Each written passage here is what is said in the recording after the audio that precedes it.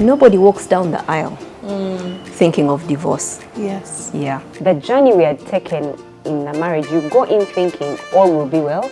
Love is enough. In fact, actually, it's us against the world. You and me against them all. We feel we've reached a point where there's no reconciliation possible. How do we reach this place where we feel, I don't think I can go on? Dealing with divorce is like dealing with the death of a loved one. You're grieving, but you're going to watch that person walk past, and this is the person you're meant to spend the rest of your life with. Now they can even walk past you the streets. So that pain of ow, ow.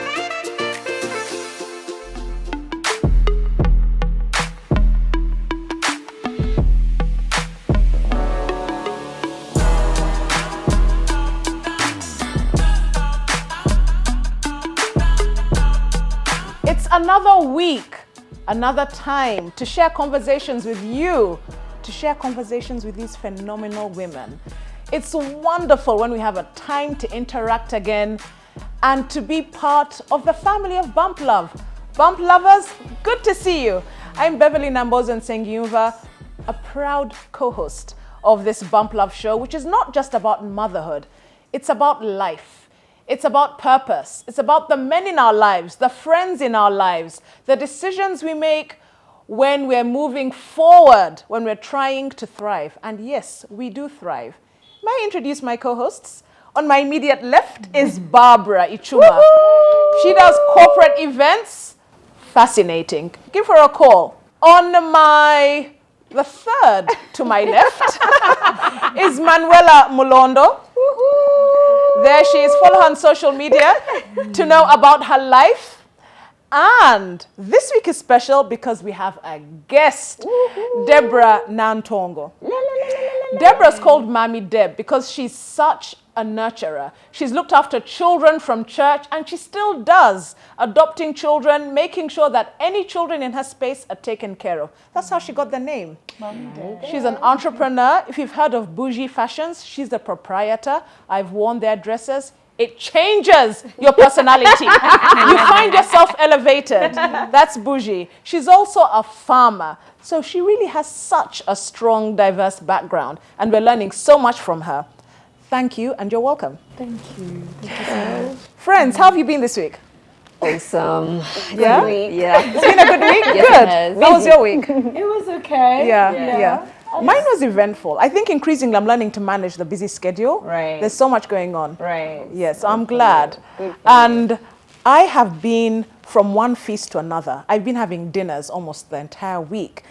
And it made me think, some of these could be my favorite foods. Like, I could live like this, you know? I could live with fine dining every day of my life. That's how this week has been.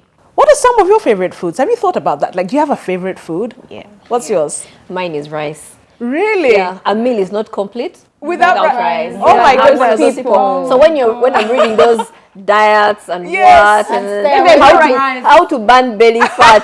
When I reach rice, I pass. I go to the next one. What's happening? We shall keep it. I love that. Deb, what's your favorite food? I actually love, chapati, Yes. when you soak it in meat soup. You do that as and well. it's so I'm not good. alone. And it's soft. Sometimes Right? in Binyewa. Oh, Oh my God. You haven't tried it, you've not lived. I have. So, but I don't reach where you reach. But mine is actually matoke yes. with a shower. When I remember once to have conversations with me, like those difficult conversations, Mimi, come home. Oh, I have some. I have something for you. I have a shower and matoke, even if I know I've done something wrong. You will go. I will go. It's Because I want to have wonderful, matoke And and a a shower. Food is a conversation starter. Let's just face it. Yes, Food it is a is. place of reconciliation. Mine, when I got pregnant, I started to feed on katogo. It was my delicacy. It was my go-to. Since then, my favorite meal. Which one? Really? Matoke and beef, cut in small. And I don't take salt anymore. I stopped taking salt maybe a year now. Well done. I put black pepper. Oh my goodness. I'm the only one who takes matoke at home. Now, a meal is incomplete without matoke. My dad used to say that, I'd be like, matoke? It's me now. It's unbelievable. I've become the matoke person. I never thought this would be me. They call it mere. They- Like yeah, if you serve food and there's no matoke, like Tekuli potato, Yes. cassava, bread, and everything. And I also like jackfruit. Jackfruit has been my fave from I don't know when. I really do. I really do. Well, I like this. So, chapati, eshabwe, rice. Okay, I think I can cook a meal for all of you then. I think you can come home. Incredibly unhealthy. Incredibly unhealthy, but I can cook your favorite food. Yeah. And there's so many things that we enjoy that make us enriched. Apart from food, there's so many things in our lives that make us enriched. And commonly, we share motherhood. Yeah. And we share marriages, which is good. Yes, we have that in common. Yeah. We got wonderful stories about marriage, don't we? Yeah. Wonderful stories about the partners we chose in our lives. Not everything is as wonderful, though, as we would like. I don't know if you had a fairy tale idea. My friends in school said, Beverly, you said when you'd get married, you would have 8 children, 4 girls, 4 boys. Now, that is something I would say. I don't remember it, but it's something I would say. And I always thought I'd get married to a man named Howard. Howard. And Yes, it sounds like I know. It sounds nice when you say it. Howard. And that was for a long Howard, time, yeah. Howard. I don't know. My husband is Emmanuel. Vastly How did we know? I know. Howard. I know. For a long time, and I thought we'd have 2 boys, Zachary and Joseph. Even before I started dating or anything. That was in my that was the idea. 4 children. Well, Zachary and Joseph, the idea came after us, but somebody said, Beverly, you told us you'd have 8 children, 4 girls, 4 boys. That's something I would say. In this journey of marriage, like with any journey, we meet pitfalls. Yeah. And there are things that happen to us that are inconceivable, that hold us in such strongholds. We feel bound and we feel there's no solution. We feel we've reached a point where there's no reconciliation possible. And as people who have been on the journey of marriage, how do we reach this place where we feel, I don't think I can go on? How do we reach that? I don't think I could. Because when you started, you never thought, but then I can't. This is it. I can't go on. What do you think happens that we reach that point? How much time have we got? Because that's it.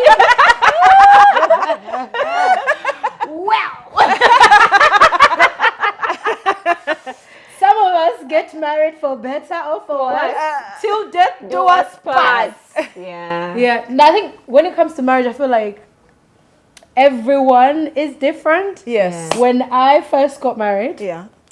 unfortunately, I have been married before. Yes. Done it before. But this time around, it's forever. Yeah. I promise. Yes. Guys, I'm never going to get married again. This is it. This is the one. This is the one. Yeah. This is the last Kwanjula, last Kuchala, last wedding. Right. But jokes aside, when I did first get married, I went in thinking, this is it. This is my forever. And then when I got there, for me, to answer your question, when does it get to a point where you're like, you hate to get to that moment, because in your head, I can only speak for me. Yes. In your head, to you, this was meant to be forever. Right. You never want to get to a point where you're like, tap out. Yeah. So in my head, I thought, no matter what, because I was like, you get to a point where the cheating becomes, I think I have this stomach for it. Yeah. You know, where you even try to hide things like, don't show me. Like, Yes. or you ignore certain things, it will bother you, but you're like, I said forever. But for me, I can only speak when you get to a point that this person does not even like me. Right. And you're like, I would be dead and his life would still be okay. Do you know? My goodness. Yeah, so for me, that's when anyone, like when you feel like I still have a life to live and I'm going to, if I choose to stay, this person, like when you feel like life or death, I want life. Right. Yeah. Because That's when- I'm that chick that will tell you, Goma, be strong, because prayer works. You know, you can always, God will bring people around. Like, God can change someone's heart or things that do get better. But when you get to a point that this person doesn't like you, I don't know. I'm not telling you guys to kukunova, but if you reach that place. If it gets to a point where it's like life or death, I think choose life.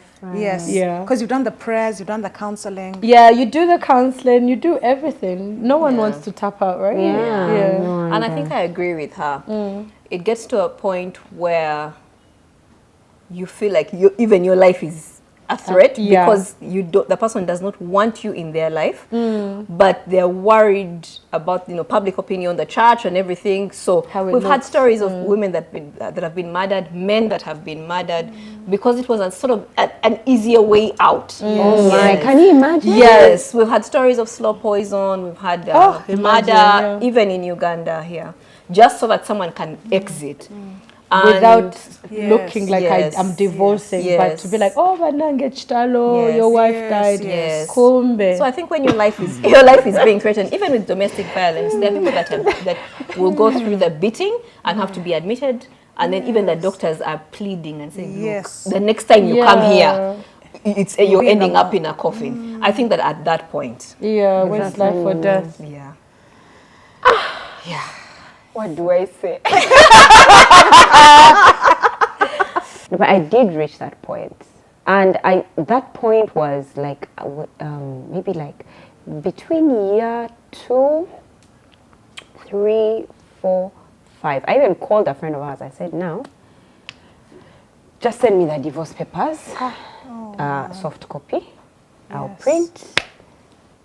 They did say the first 5 years this are one. If you survive those 5. No, I can't move forward. And for me, I think for us at that point, it was because the journey we had taken in the marriage, you go in thinking all will be well. Love is enough. You go thinking, that one will go between us as long as we love each other. In fact, actually, it's us against the world. Me against the world. Then you realize that between the two you are the one. You are the one. The two of you are the one fighting each other. And I just felt like we could not, for the life of us, agree on anything. Anything. I was just like, so what are we doing? What? Anything. It doesn't matter. What was it? The land? Was it this house? Was it this food? We just could not agree. There was so much animosity between us. There was so much pain. Like anytime his existence would annoy you. I was just like, but why? Why does he have why does he even walk like that? Why my does he goodness. even sound like that? So everything just irked me. I did not like Brian. Brian did not like me. Like, we just did not like it. I don't know how to explain it. And the whole time, even if you ask me now, so what exactly happened? It's just like, actually, I don't know. I don't know. You know. It's the devil sometimes. It's the devil. I know. Holy water. I know you do need holy water. No, but that point, for me, he wasn't abusing me. He wasn't, like, I just asked myself, if we can't agree, if we don't like each other, if we can't entertain each other's presence in a room, what are we doing? Why are we doing it? Who has forced us? Like, why do we have to do this? Why? We'd make an agreement. We didn't know how to fight with each other because you later learn. Like, we did go into counseling, and I bet like we went into of fighting. You know, because I went in thinking we will agree. You know, but I was finding out that no, you will not always agree. So you need to learn how to fight with each other because there are healthy ways of fighting. There are healthy ways. Even just knowing what kind of fighter I am, especially and what kind of fighter women. For the strong women, finding out what kind of person that you are. Then also realizing that the reason as to why you're having issues because of your personality. Also, personality is then you even when you see the personality, you're like, yeah, I can see why I can actually see why we were actually fighting and not agreeing. There were times when you just disagree because you want to disagree, even if you agree.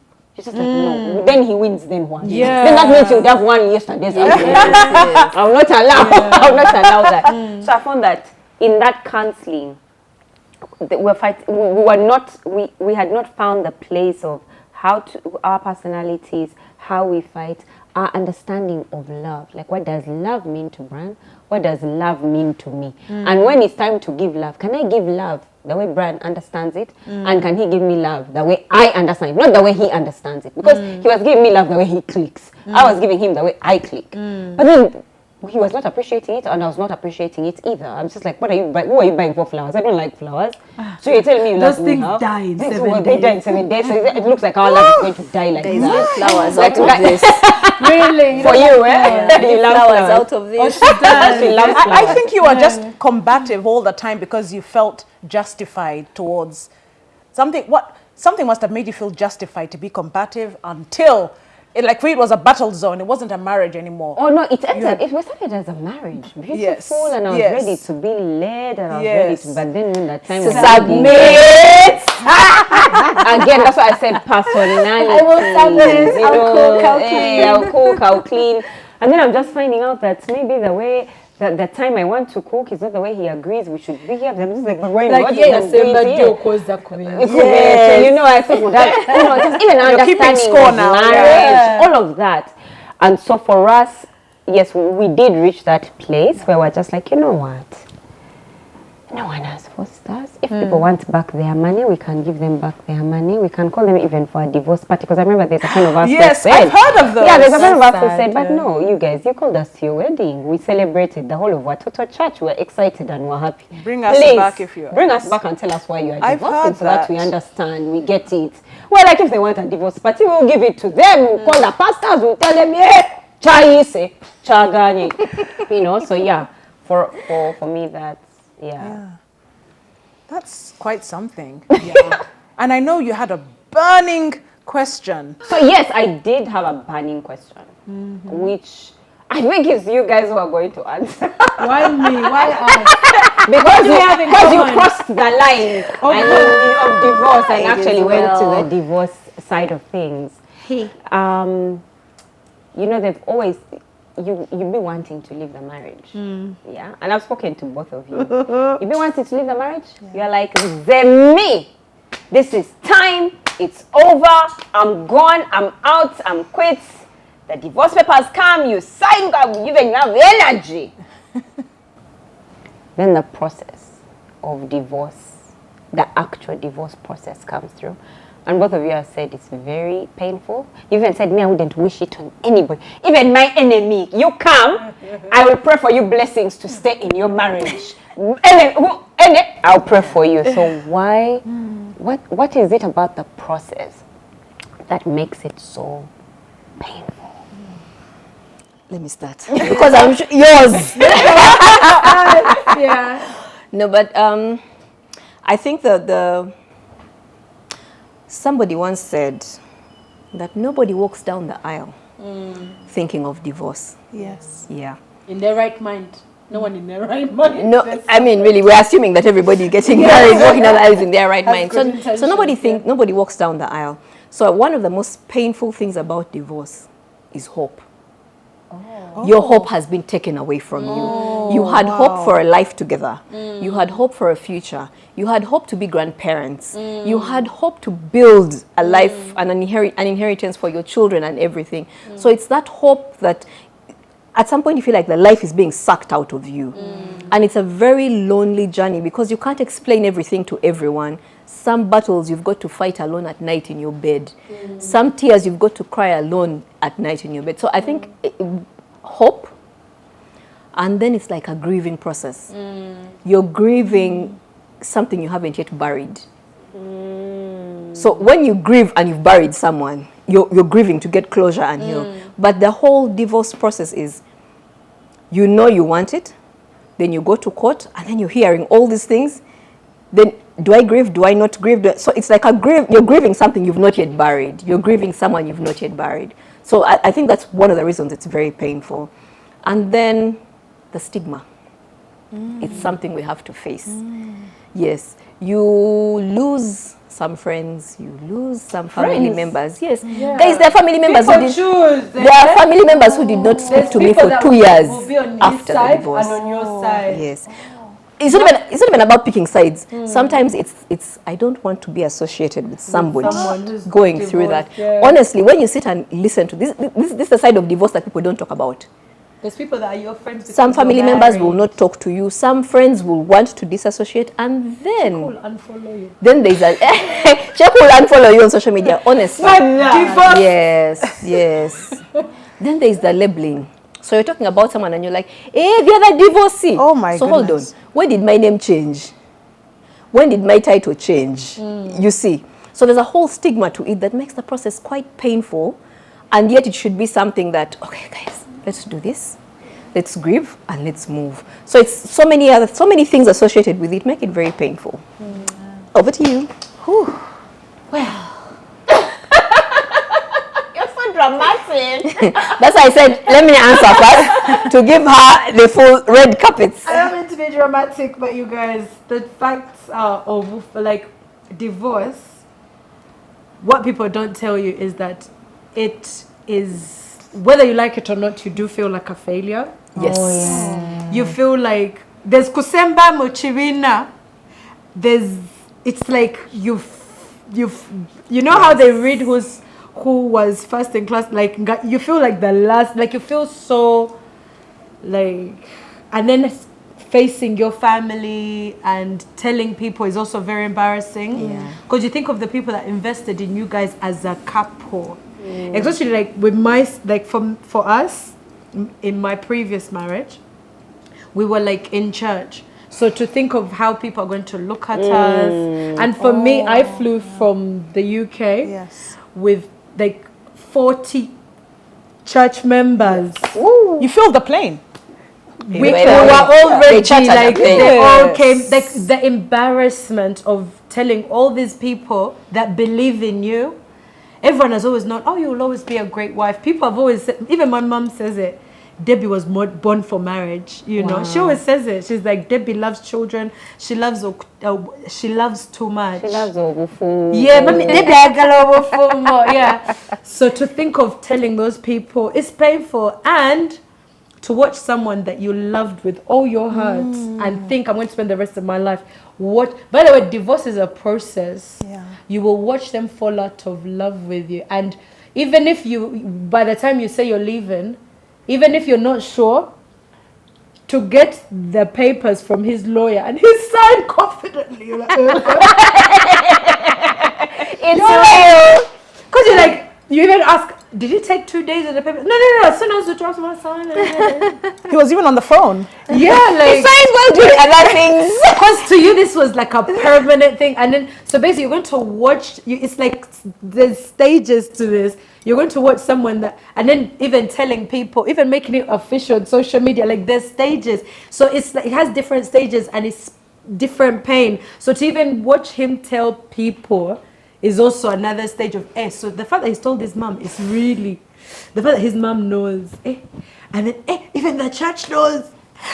Who has so it's like stages of blow after blow. Right. So it's and then the whole, it's just very painful because actually I'm sure you've all heard this saying that dealing with divorce is like dealing with the death of a loved one.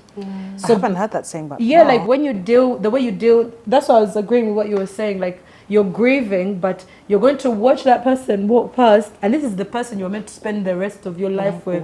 Now they can even walk past you in the streets. So that pain of ow, it's going to be very different stages. It's very painful. Like divorce, it's not something you wish on anyone because for me it was more the embarrassment, and people don't know how much I fought. Yeah. Like you're like, people don't know how much I tried. Like that will hurt. You know, you'll be like, yo, I fought and fought and fought. I went through A, B, C, and D. No one knew. And here they are. And then people will talk. And that's because we never know, do we? I mean, Manuela and I don't know. Yeah. And you've shared the process. You've shared, it's like grieving. You've lost somebody. You've lost hope. Do you know what it's like to lose hope? And with that, with the people not knowing, sometimes we are in the space of being judgmental. Right. And that comes from social, cultural upbringing, all right? Where we are told certain things are permanent in our lives, all right? Because that is what we've always known. As you said, we've always known marriage is permanent. We've always known children in your lives should follow a certain path. Right. Thankfully, 10 years or so now we're into homeschooling, but it was always they should go to school and after school they should do this and you should have an 8 to 5 office job or something. But it's that space of permanence where, hang on a second, there's certain pillars in that church. Marriage is one of them. How then you fold your arms and raise your eyebrows? Is that being judgmental or is that trying to understand? Because there's a lot of preconceived judgment, isn't it? It's clearly because we don't understand, but also because it's a pillar and we feel rightfully justified to bear our opinion when we haven't understood. So why do we come with those preconceived judgments? I mean, I think you've so rightfully said it. It's because, so for me, usually because I'm in a marriage, when Barbara tells me I divorced, I say, hey, where did you collect that strength from? Mama, me. I'm still in. You even fear to tell her because you're like, if you tell her any issue she has, she'll say, oh, you're still with that one. So the truth is marriage has been made to look like a crown and a destination. An honor, like it's like a certain pedestal, and it's like an achievement. It's an You've made it in life. You've made it in life, and I don't want to say that it's not for certain people. Yeah, it really is, because like now for you, a person who has made, who even your mom says, oh, you're she was just made for Bufumbo. Then it is, but then for some people it's not, and for me it's I have judged divorced women before. We forgive you. On behalf of all. Yes, release me. Yeah. And it came from a place of how did something, what is it exactly, the question that, what is it exactly that could have caused you to walk away from the person that you loved so much? Unless you had an issue. Because for me, when the time came, I was the one with the issue, and I had to accept it. I was the one with the issue. Brian, for him, would have stayed in the marriage the way it was. He had no issues with Maybe it. It was hormones. Did you I check? don't know. I don't know. I think it was her hormones. I She don't was know. so young. Yeah, too young. Yeah. So I've always been in a place where I'm like, but how did you get there? Also, how did you enter in the first place? That's why for my judgment always was. I was like, you mean you didn't see? The Weren't signs. there Oh, any yeah. signs? Did you pray? Did you pray? Hey, I'm the one. Did you really pray? Did you wait for his After you got the answer, did you get reconfirmation? Oh, wow. Like, did you hear? Did you know? Was he the right one? And that thing always gets me. And many times when I meet my friends, I say, but wasn't there anything? By the way, there's always at signs. that point of dating where You saw a red flag. you saw a red flag. We chose to ignore them. Oh, yes. Yeah. You saw that there's a thing of when you were dating, you saw all the red flags. We didn't want to see The them. lady said, I thought it was a Christmas tree. Red flags were They could make a whole Christmas. Yeah. By the way, that's the weakness with women. Sometimes we want marriage so much that even when you see the biggest red flag, it's like a blanket. Yeah. You're like, well, can you move? Yeah. Get out of my You don't way. want Get out to of see my them. way. Yeah, you don't want to see You them. only regret ignoring them later when they're the reason you're now leaving. Yeah. But the signs are always there. Yeah. They're always Yeah. And the truth is, the people that I've asked have always said, there. Yeah. there were signs, Yeah. but yeah, I chose to ignore them. So at that point, I also understand how love works. Like, on women. love is a When drug. we love, It's a drug. It does something to you that you will look away from every fault, every flaw, everything that you see, and you will go right into the marriage. And so for me, yes, that's where it came from. But I asked them to release me, and they've so dutifully released me. But I've always said, yeah, at the point of getting in, there's something there that we never talk about enough. We never share enough about the importance of at the point when you say yes to this person. Because for many of us, we get married because the time is right. You've just finished school, you're about to get a job, so the time is right. Then another time you get married because the time is not right. It's becoming too late for you. You're like, I'm running out of time. And my biological clock and is you don't want ticking. kids outside marriage. And so you so you are waiting there. So because of that, I feel like we don't talk enough about that stage. I don't know if you guys have about that point when you enter in a marriage. Yeah. To sort of add to that, do you know that the person you are today is not the person Brian married? Well, that makes sense. Yeah. We change, we morph, we grow. Some people regress. Yes. So there are times when people, yes, it's been right, it's been, everything was okay, but either one person grows and another person is not, or one person changes. For the women, it's the hormones. Every 7 years, there's a new woman. Baby point. Let me not even go to every 7 years. I like that. Yeah. You get pregnant, there's a new woman in the house. You give birth, you go back. In the house. Every time you have your periods, a new woman in the house. Even before that, there's that PMS, one that comes premenstrual, before. a new woman. So sometimes it's people change. Things happen in life and change. You married a man and his career and everything was going well. He lost his job. Yeah, circumstances, You marry a woman and everything is going right. She loses her parents in a car accident. She slips into a depression and can't get out of it. She gets pregnant and has a stillbirth. Gets into a depression and can't get out of it. That's a lot. You understand? Life, for some people, life just happens. They get married and everything is okay. But circumstances happen and they can't get over While it. they're in a The man marriage. becomes an alcoholic. And you are a good Christian girl who married a Christian boy. Why is he in the bar up to 6? Why is he coming back drunk? You understand? So sometimes it's the people change. Yeah. And sometimes it's really just the enemy fighting, the devil fighting marriage. The devil doesn't like marriage. Yes. Because it was created by God. Yes. So, But it's also a key foundation for growth in the society, growth as a country, growth as a family, growth even for generations to move from one to another, for children to be born and the family, moves on. Marriage has to happen. So how does he stop it when it has just happened?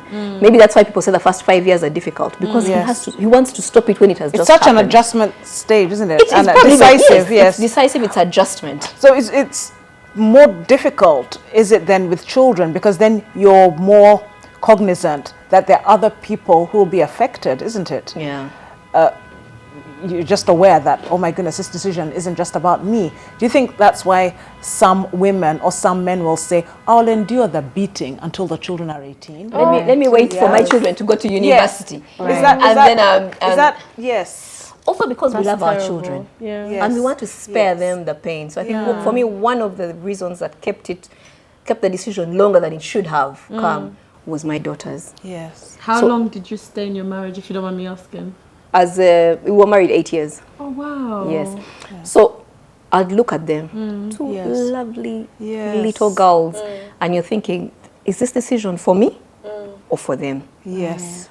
Am I going to rob them of the opportunity to hear their dad's voice in the house every night and morning and play and what and, have a life with their dad? Or am I going to allow them to live in a space where they have happy parents away from each other? So it takes counseling, it takes support, it took people to sit me down and say, look, you are not a failure because this thing has failed. Yes. Yeah. And by the way, in that time, it's so important to hear that. Oh no, I had a lot of support and I'm so grateful. Family and friends or people would look and say, you are not a failure, and I want you to realize you're not a failure because, but let's recognize that this thing has ended and you're holding on to something that has ended. And I've been told, conversations like that. I'm sure I've been told that our children are more resilient than we think. Yeah. Because there are My many mom says times that a lot. I walk Happy around like mummy. they're fragile, but then I hear it often that they're more resilient than you think. My goodness, my children, my eldest, because she does fashion, I told her, go to the tailor who does my African wear. She walked on her own, which is fine, but even letting her, she's 15, but I can't, a 5-minute walk. Oh, Now, can you imagine now, 2 days ago, she took the youngest two to the tailor. Oh, I'm still recovering from that. And yet it's okay. I do that all the time with them. Why can't I trust her? She's really a responsible 15-year-old. And I still keep thinking that they're glass. They're not. And she was able to, and they came back, can we go again? I was like, so they're certain, and that's just one of the, that's probably on the milder section, but there are other things, even knowing that I can actually leave the home with them because they're too old enough to manage even that. But then when do you teach responsibility? When they're 25? When they're 30? You have to know that. So we treat them, they're more resilient than you think. And the truth is they do want you to be happy, don't they? Of course it's difficult. I struggle with that statement so much because about children during divorce, children being more resilient. Because we're we so think. fragile as women. But I really struggle. The minute he asks you, where is Daddy? That will make you cry. You project your pain. Where is Daddy? You're like, I don't know. So the reason I struggle with it because I think it's better to ask someone who's been through it. Yes. Yeah. My experience when they divorced wasn't good. I don't Your know. parents? Don't tell How me. old were you? Don't tell me resilience. I was in P6. How old is Okay, that? 10? that's 11, What resilience 12, that's was there? really There was no resilience there. It's difficult. Yeah, You just have to go with what was happening. Yeah, you have to go with what is happening. Like, I don't want to say that was resilience. Yeah, does it make a mom who's going through it feel better, so that she doesn't have to focus so much on you, the children? Maybe, I don't know. But for my mom, I don't want to say that, she could have done more. She was also going through her own things. Now she's providing for us. Now she's what? Yes. But I think I had initial problems in my marriage because I didn't know how marriage works. Because it was never modeled for me. Yeah. Then I'm having to learn later. Learn on the job. To learn on the job how it's done. But I also have heard of people that have gotten divorced even when they had parents that modeled good marriages for them. So the truth is, even in me sharing this, I'm sharing from a personal experience. I don't have that much of a relationship with my dad. Yes. Do you still blame him? Do you think in the back of your mind somehow you blame him? No, you haven't. No, I actually don't, because there were other factors that caused them to be beyond apart, his control. Beyond their control. It was in his control, honestly. But I don't blame him. Many times I put myself in somebody's shoes, and I look at my dad and let me kunyumiza you and story time. So like it was small tiny things, and I don't say that they are the ones that caused the separation or the divorce or whatever. But let me give you an example. My mom was like the young wife, so she's the one who came with the youngest children. Now in total we became, let me say, 8 children. So if you have 7 sausages, how do you serve the 7 sausages? You start from the youngest. Even if they are all 8 are yours, you usually would start with the youngest and feed upwards, right? If you have to spank, do you give everybody the same number of strokes? No. No, the youngest you just do. Toothpick, the other one. To use Bev's word, they are fragile. They are fragile. So they have to use like the melee with all your might. So it always looked, no matter what she did, that she favored us as a stepmother, and so therefore she mistreated. So she even stopped trying to correct. So we'd be in the wrong, like with me and another sibling of mine. My mom would call me out, spank me, and leave me there.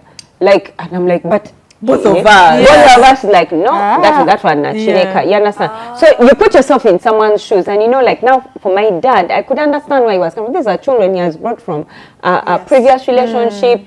Obviously, my mom looks bad. Even if it were me, I would look at her. But like, why are you serving only your children? You're like, Bana, there were 7 sausages. Yeah, couldn't you condemn me to 14? But then ultimately, everyone will get a tiny piece. But some last 3 will get more because it's an odd number. Like, you know, those things. So I sit in his shoes and I'm like, man, he could have ended up having his other children absolutely not like him. Now here he just has Manuela, who doesn't care, who's just there, you understand what I mean? So I understand, when I put myself in his shoes, I understand him, so I don't blame him, yeah? But that doesn't change the fact that, the fact that I didn't grow with both of my parents, it did affect me. I can't run away from that. So yeah, wonderful, resilient, hey, my gosh, but it did affect me in a certain way. Yeah. So I struggle with that one of children are more resilient. I don't really think they are resilient per se, but they're collateral damage. They're so young, they're so fragile. They don't even have the shock absorbers to take on the bumps on the journey of life yet. They don't. But I remember one of the things somebody told me was, do you want your children to grow up and this is the example of marriage that they know, that parents don't talk, there's a cold war going on, that it's okay for daddy to have a child outside marriage. Like, I mean, I had so many tough conversations with people in the process of trying, because to everyone around me it looked like I was holding on to something that was gone already. So I had people call me out and have tough conversations and say, look, you have 2 daughters. We want them to get married and have healthy marriages. But what are you showing them? Also, you're not thriving. You're not at your best because you're in a miserable position. So that means you're not even giving them the best as a mother. You're just living through every day. You're living through life. And they can have a mother that's alive, that's thriving. I remember a friend of mine visited home after I had left and saw a picture of me with Tender. Tender's the first. And then said, oh my God, this is your sister. I said, no, that's me. She said, this can't be you. I looked so much better. Yes, younger. So she believed the person holding the baby was my elder sister. I'm like, honestly, it's me. So those are things people would tell me. They're like, we want you to thrive and be a good mother. Maybe when he will be a good father as well, because when he's happy. Separate from leave him. He already had someone else. Leave him to be with that person and be happy and be this other side, and let's have children with 2 happy parents apart. Wait, before you were divorced, he had someone else? Yes, and they had a child as well. Can I have some water? Yeah, so it's like that. And one of the reasons it will be tough for those people some people will say, I'm waiting for the children to grow up. But sometimes it's because we know, especially for the Christians, what does God say about divorce? So you read the Bible, you know, he's so clear about it. I hate divorce. You understand? So this is difficult. This is ground. This is what is happening now. You understand?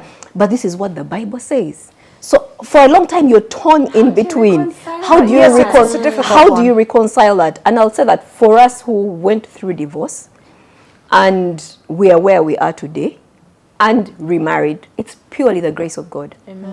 It's purely that God is a forgiving God. He's a gracious God. He is not a sadist. And God wants good things for his people. So it's purely grace. So for many people, they'll dance that line and think, if I leave, I'm going against God. If I stay, I could lose my life. So it's that struggle. Many excuses will come up. The children, we built a house together, and then we have investments together, our business. But for many people, it's that core value, that core inside them, the fear of God, that I don't think this is right. Yes. Wow. You know, it's... Take a minute. I'm fearing a bit. I'm fearing a bit because I truly think that there are certain people who give up before time. Absolutely. Or like walk away when it's too early. When it wasn't right. When maybe they haven't done everything that they could.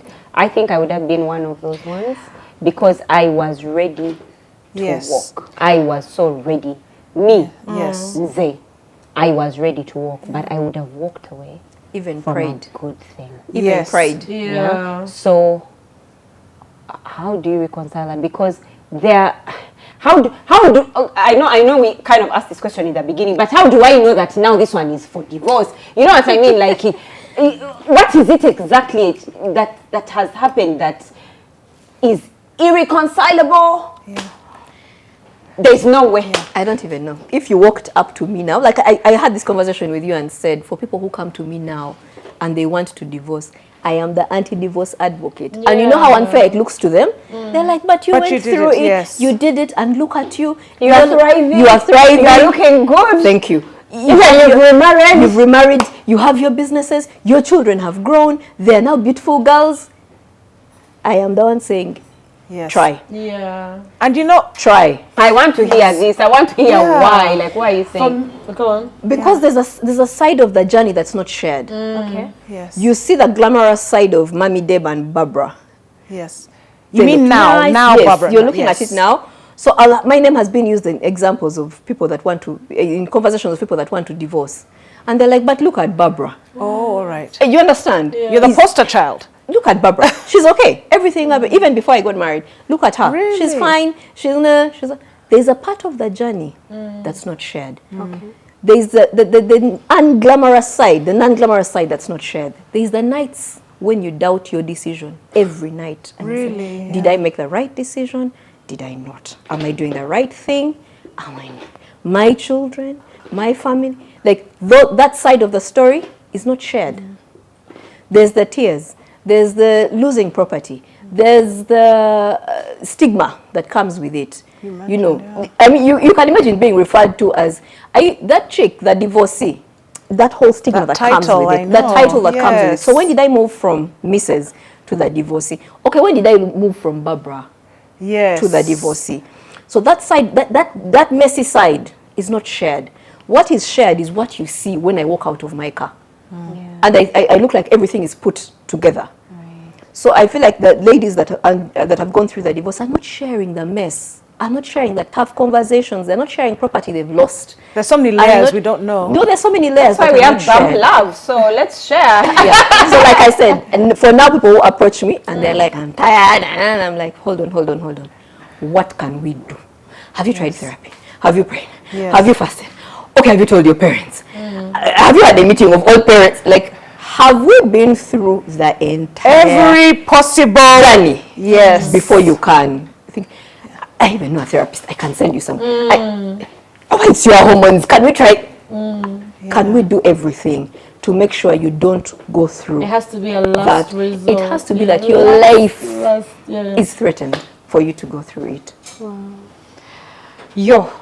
I can honestly say that I feel like, because we're talking about divorce, I want it to be very highlighted. I read a book by Sister White, Ellen G. White, and she says marriage is meant to be a taste of heaven. Oh, wow. That was God's intention for us. I love the description. It was like it's meant to be like a gift from God. Yes. So I feel like even if we're talking about divorce, I never want people to think that, like, I'm praying every woman goes into marriage thinking this is it, and you know who you are marrying. Yes. Know who you're marrying. Yes. I don't want to say try first, and then if it doesn't work the second time, because for me, my second marriage, it will last forever. Yes. And I manifest that in Jesus' name.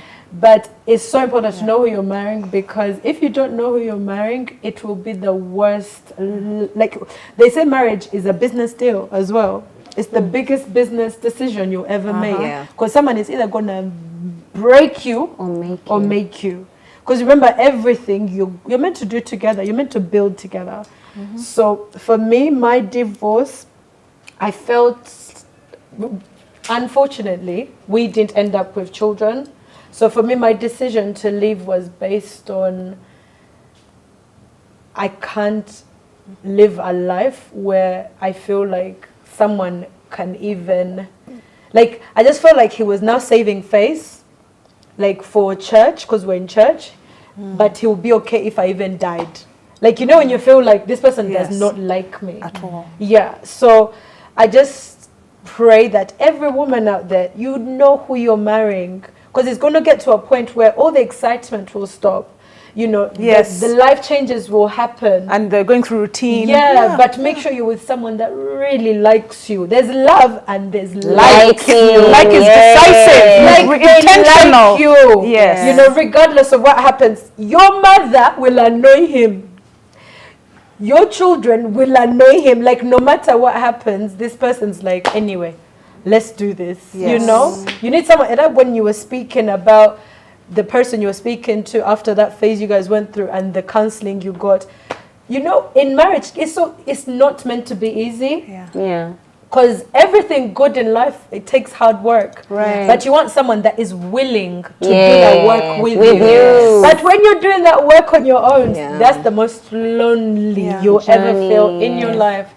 So yeah, for me, it was, I won't lie to you, I keep saying to myself that was not the marriage God had for me, because I ended up feeling like this person doesn't like me, one, and they could even be here for the wrong reasons, two. And then I just wanted to press reset, because I was like, it's clear.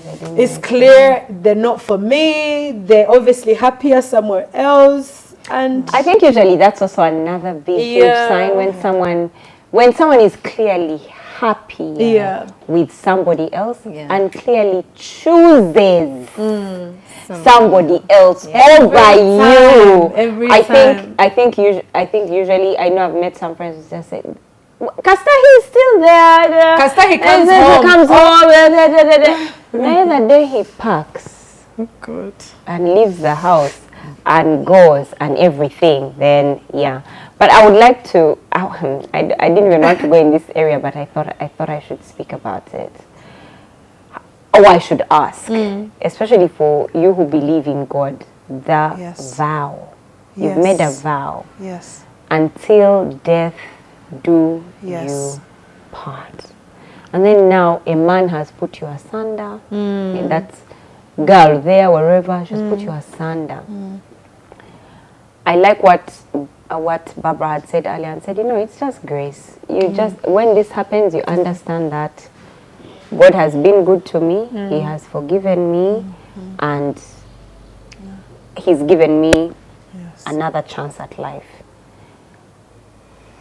I want us to talk about the process of healing, because you're going through so many of those emotions. I made a vow. I'm not going to. Maybe I'm going to be punished. Getting me emotional. I'm going to be punished. My children's children. But the people that I speak, like, there's so much going on in your mind and in your heart, and you'd already alluded to the tears that you cried. Just talk to us about your process of healing. Are you ready? Okay, so for me, before I dive into the healing, I want you guys to know, I've never shared this, but I fought my hardest to make my marriage work. Yes. Like, I really tried to make it work.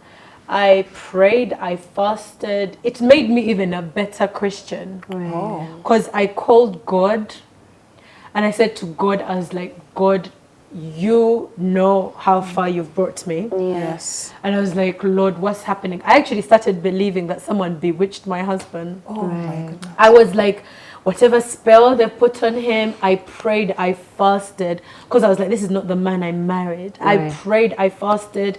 And then I started to accept all the bad stuff, like all the infidelities. I let it go.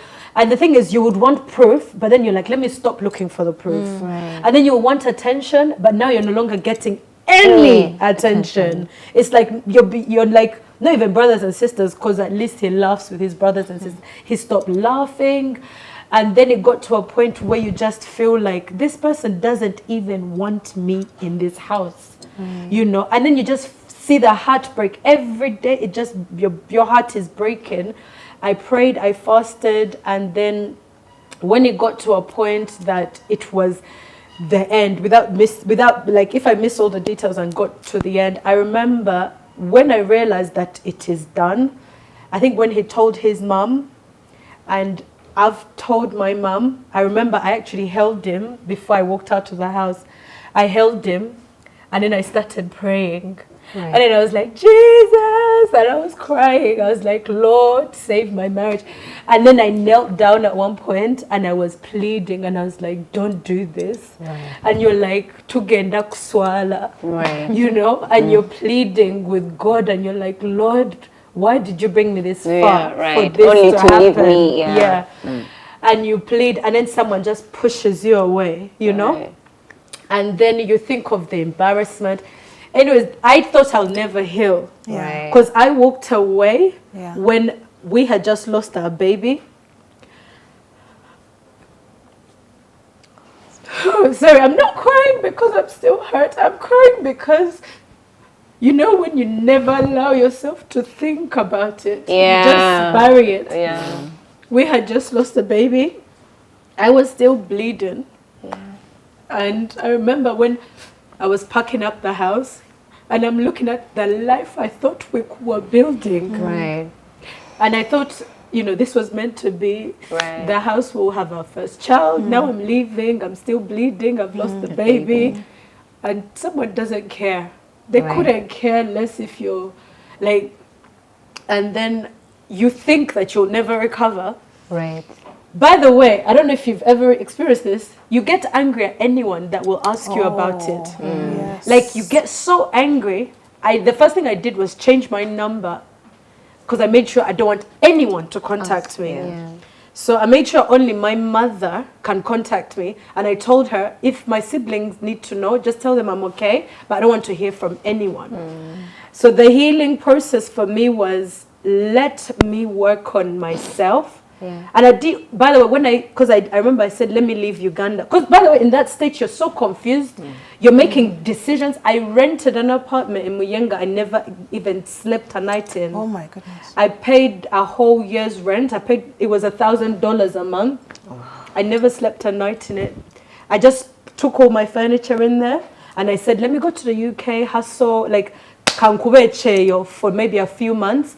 I put money in my farm, I put money in my store, and then I'll come back and figure it out. Because I was like, by the way, that marriage is the reason I first moved to Uganda. Oh. My first initial move. Because you were raised in the UK. Yeah, I was raised in the UK, but I moved to Uganda for love. Yes. Yeah, so when I was like, I've invested so much in Uganda, I can't just walk away now. I was like, do you know what? If I'm to be single in Uganda, I didn't know how to now do, because I was like, come to get married. Yeah, yes. So I was like, how do I live in Uganda as a single woman? Right. So I was like, you make so many wrong decisions in that moment. Because I remember I was like, okay, I sold my car. And then, remember, now I've rented an apartment. Now I've sold my car. I was like, okay, let me go back to the UK. Going back to the UK, I cut off everyone. I couldn't show my face at church. Right. I loved my church. Like, church was my church was like my family. Right. So I was scared to face anyone. People, because anyone that sees you, the first thing they do, which is so annoying, how's your husband? Are you pregnant? Like, you get those questions and you're like, how do I answer So that? I was like, anyone that is going to anyone that knows I'm married, I don't want to see you. I don't want to meet you. So I moved, even when I went back to the UK, I went to the countryside for a job to just disappear. I just wanted to disappear, and the only person I would speak to was my mother, and we'll cry every night. And she'll call me at 3 in the morning, or you can't sleep. I'm like, I can't sleep. And then we cry, and then the healing process is, you will have moments of going back and you call him, and then sometimes he picks his like, Debbie, what? And then you're like, are you really, like, is this really happening? And he's like, you have to accept, I'm done. And then you're like, but what got you to this point? Because you want things to make sense. Like, because you want closure. Yeah, because you're like, at least tell me if I did like this, or what I was difficult, or what. And then that's when I was like, you know what? It will never make sense to me. Because I even had to teach myself that this person did not want me. They wanted what I thought. He wanted what he thought I could provide. Okay. Yeah, because when I was in the UK, I was sending quite a lot of money back home, and you know, life was sweet and da da da da da. Now you came back. Now I live here. Like Cadia, just come for you, GX. Yeah, and I'm like, you know, I've invested in the farm will da da da da. And then, by the way, my marriage ended when my farm got robbed. That's not funny. When you got robbed? No, my farm got robbed, and basically because it's been making profit, when it got robbed, we couldn't even break even, so there was no more money coming in. Ooh. Yeah. So I'm not saying, but I'm saying, I'm joking. But yes. Yeah. Anyways, it's only by prayer and Christ. My mother's prayers, that's what healed me, because my mother said, by the way, and family support. When your family does, when my dad told me, oh, like, how can you cry for a man that can do that to you? Or how can you cry? She was like, my dad has this way he sees me. He's like, how can you, like, because I love how he sees me, because he's like, a woman like you should never cry for a man like that. Wow. Because to my dad, I'm superwoman. Right. Like, he's like, you're capable of anything. You work so hard. Debbie single you can do magic. And I praise God. He sent me someone like Michael. So I don't want to, let me stop talking. Yeah.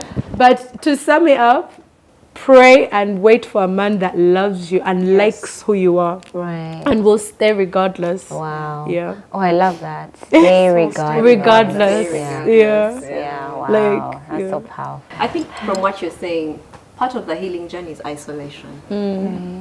You must extract yourself at some point. Yeah. Because everything is a trigger. Yeah. You get an invitation card for a wedding, it's a trigger. Oh, You get an invitation. do not invite us until we've been divorced for 3 years. Allow us. Yeah, so I think that the isolation process allows you to heal, allows you to think and go through like the mourning process, because it's a grieving process. You've got to allow yourself to grieve. What did you do? Cry. Wedding albums. Those Luckily for me, I left them there. What he did with them is on him. I left them there. All the pictures. I don't even know where they are now. So that was really on him. I didn't want a picture of me anywhere in his life. In his As long as I bought it, I took it, and that means I took the whole house. Oh my. Wow. Yes. I love it. As long as I got it, I took it. Yeah. And that means I took the whole house. She's saying but not saying. Yeah. Yeah. So I think that isolation is very important to sort of get yourself away from triggers. Did you isolate? Yes, I very did. But you did it from here. I did it. Yeah. My phone was still on, but only a few people could get to me. Yes. The house I moved to, only a few people knew the house. So I just allowed myself interaction with a few people, and it's work, home, the children, and even now, because the girls were dealing with it, I had to give them a lot of my time as we navigate, because we're all navigating uncharted waters. We don't know what's happening. Yeah. So I spent a lot of time with them, a lot of time between work and church. So it was isolation for me, and then it was prayer. I listened every day. I would listen to, I think, 3 sermons. Guys, there's a time I listened to so many sermons that at some point my daughters would hear from the corridor, the voice. She was 4, and she'd say, "Mommy, is that Teddy Jex?" Yes. But I said, I'm going to fill this void with God. Yes. So it was prayer. It was listening in, because there's a lot of information out there. Yes. There's so many people teaching on it. Yes. But also it was allowing the process to happen. Going through it. Allow yourself to, I thought it's like grieving. Yes. Allow yourself to go through the days when you wake up and you're cursing the person, the days when you wake up and you are crying, the days when you wake up and you don't want to get out of your bed and you just cover yourself in You the block bed. and block, block and block. That whole day, that whole day you're in bed. Like, allow the process to happen. Yes. God promises us. He says, I'm the God that heals. He's not talking about wounds. He's not talking about malaria and cancer scars. and what. He's talking about pain. You know, It says, I am the God that's close to those who are mourning. I am close to those who are mourning. You're not only when you've lost people. So it is, where are you anchored? Right. And at that point in my life is where I realized that if I had not been anchored, I don't know. And by the way, healing, you need to get to a point that even if you see this person, you don't wish them harm. No. Because you are above the pain You become indifferent. That's real growth. Yeah, because I remember I actually ran into my ex-husband with a friend of mine, and I didn't know these rules in Uganda because we were having dinner, and then I saw him with a group of girls, and I was like, oh my God, that's my ex-husband. Let me go. She was like, and I was like, hi, how are you? Oh my God, good to see you. I never ran into you. That's crazy. You're good? And then she was like, I can't believe you did that. You know he's meant to be the one to come. I'm like, he won't. He has bad manners.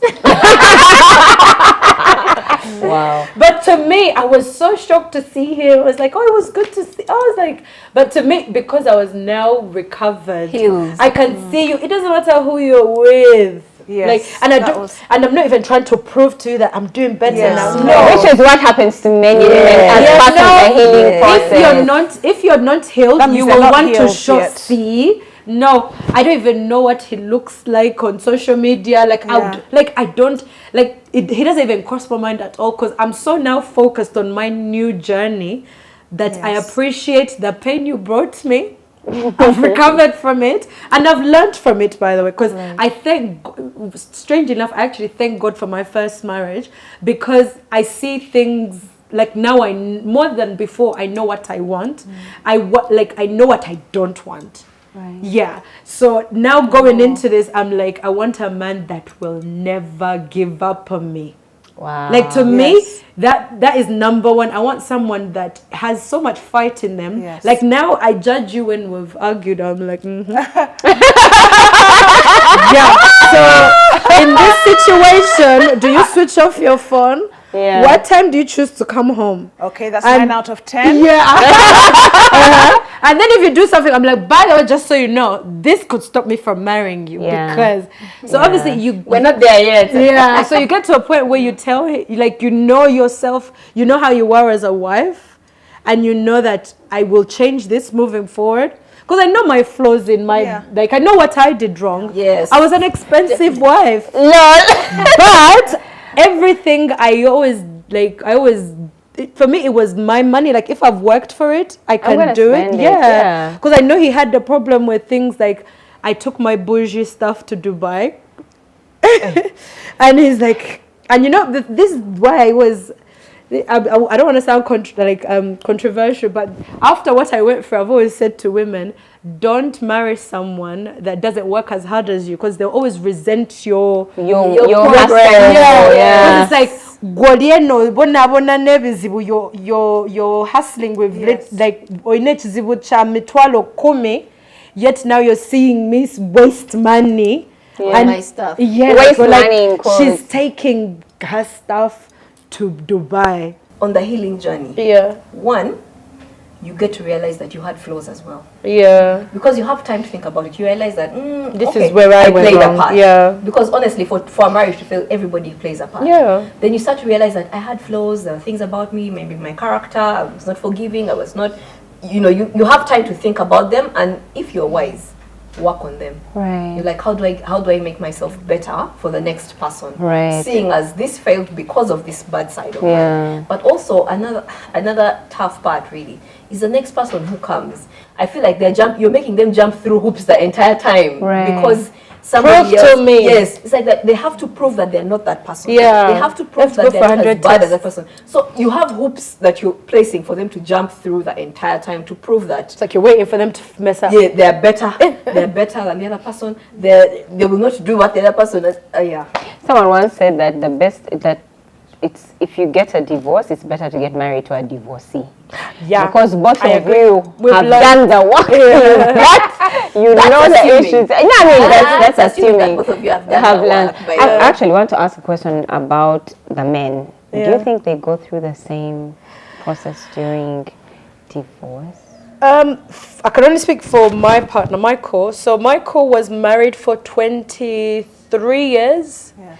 And so strange, I've met his ex-wife. Okay. So she came and introduced herself to me. Like, she came and knocked at home. And then he was shocked to even see her. He's like, oh, Debbie, like, this is Louise, my ex-wife.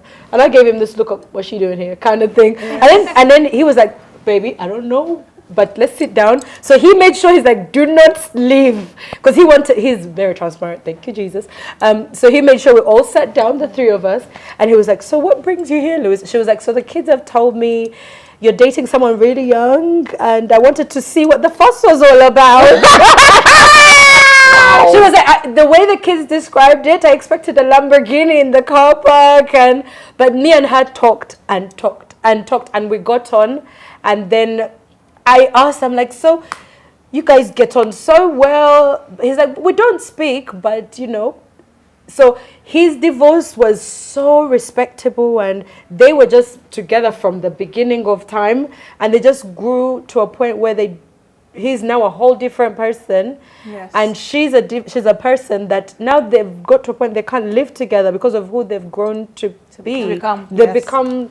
So it was an amicable divorce. Yeah, and she's so nice, and she's like, you guys should come over. I was like, in my culture, we don't do that. Oh, sorry. Why would I do that? Like, potions in the food. Yeah, but their experience is so different. I told her, I was like, I don't think she should come to the wedding. Just saying. I know. I watched you on One-on-One with Crystal. Yeah. And she's such a reflective interviewer.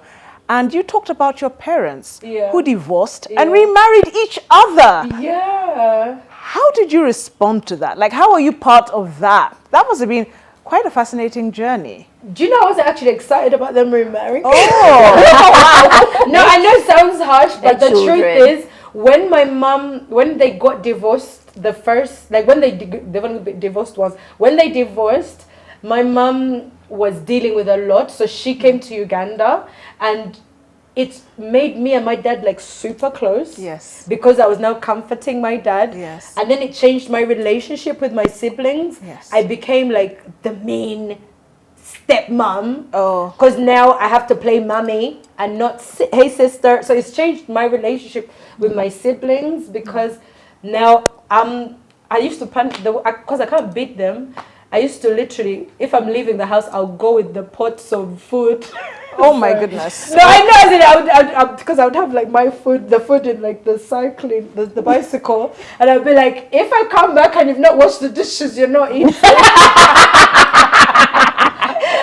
So those were like, it changed the whole dynamic, and I struggled. To me, I was kind of like raising them. Yes. Right. And then I remember even my brother, now he's like a teenager, and I'm dealing with him at such an age. Like, you know, you can't leave your bed unmade. Like, I struggled with them, and my dad was just dealing with his divorce. Like, just bring me food. And so it made me and daddy closer, not ruined, but it changed my situation. So when my mom now has come back, I remember she came back on my 18th birthday with a TV. I was like, and then I remember she said something that affected our relationship for a while, because she said, because I was complaining, I was like, I don't know. And then my mom was like, oh, no kula uzala babo. After all I've done for yours, I've lost my teenage years raising your kids. And then I think they were even found out that they're remarrying. These people just disappeared for a weekend. They come back, mom is moving back in.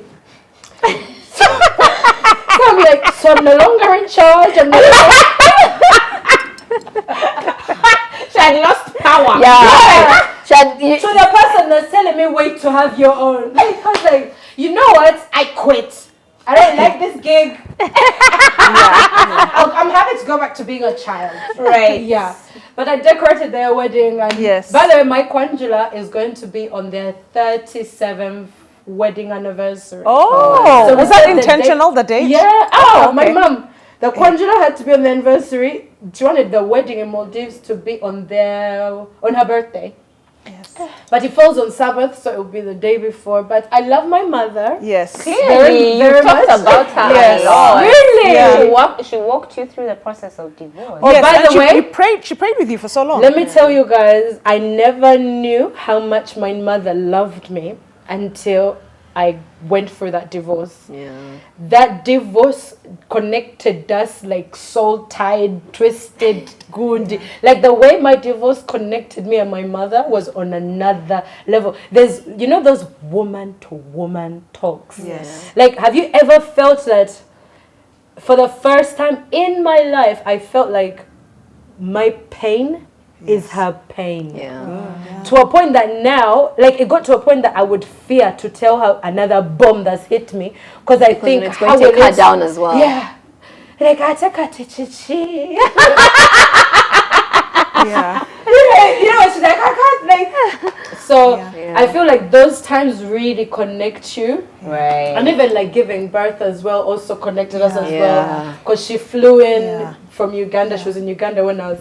Yes. She had actually just lost her own mother. Yes. She had just lost her own mother, buried her mother, and then came to the UK. And her and my sister Grace slept on the hospital floor in the UK for like 7 days, because they kept me in a long time because I was anemic.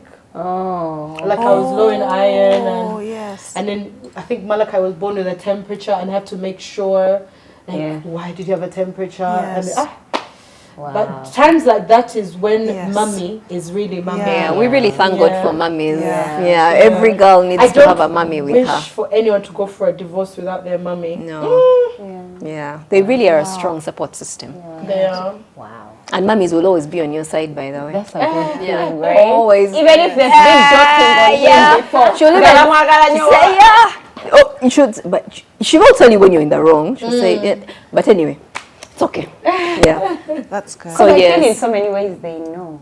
They You know. know, But like then when your you're mother knows life. when you're happy Yes. and when you're being tortured. Yes. She knows when you can fire. Not That's that an my mother experienced said that. life. I'm just saying, like a real mom knows that when you're happy, because right now the relationship, I thank God for Michael, but the relationship I'm in now, every time mommy comes and she's giving us a lecture, she even kicks me under the table when I complain, like, Deb, your mom, such the way he loves you. There's no man that loves the way Michael loves you. Kuma, sika. Yeah, but the things, she even tells you, look at the things you're complaining about. Yes. That's nothing. Oh, my Should I give you a review mirror? Yes. Yeah. Yeah, but I think grateful it takes that- a bad one for you to recognize and appreciate a good one. Yeah. I mean, you want. You want shade, no shade. Oh my goodness. Shade, no shade. Yeah. Yeah. I love it. That's powerful. We'll have to agree that this has been quite the experience. Yeah. That in every relationship, every time a ring is placed on your finger, every time you sign the dotted line, make the vow before hundreds of witnesses, you are entering a space that is a life commitment. We'll agree that just because there's a ring, it doesn't mean you understand exactly what you're going in for. God respects marriage. He loves marriage. He honors marriage. He wants marriage to be a permanent place of joy and fulfillment. It's a pillar in the church. And what happens when you reach that point where it's either life or death? Do you stay and die, or do you leave so that you can live? And there's so many layers in between that. We want to really thank Mami Deb and Barbara for being generous with their journey. I'm grateful for Manuela for her open questions and for us in understanding this journey. Thank you so much to all of you. Please comment and share about your own experiences. You can even have sessions with anyone here on Bump Love, because we are here for you. We're sisters. We're friends. That's what Bump Love is about. Thank you so much for being with us today. And this glamour that we're putting on, do you see where we're situated? This did not happen in a day. This is a journey by Cadia Fashions. Cadia is the name of a flower. And as you can see, we are like in a floral garden. I'm dressed in Cadia, so is Barbara, and so is Manuela. Mami Deb, by default, she's always looking glamorous by default. It's her default position. Makeup by Tina Brows and Sununu Effect. and hair by Zuri Luxury. We are blessed to have them as part of the team of Bump Love, and we're blessed to have you as well. Continue being with us. It's always wonderful. Share with your friends. You're going through a difficult time. We don't have the answers, but we can share our experience. And above all, God loves you more than you'll ever know. God bless you, and bye-bye. Bye-bye.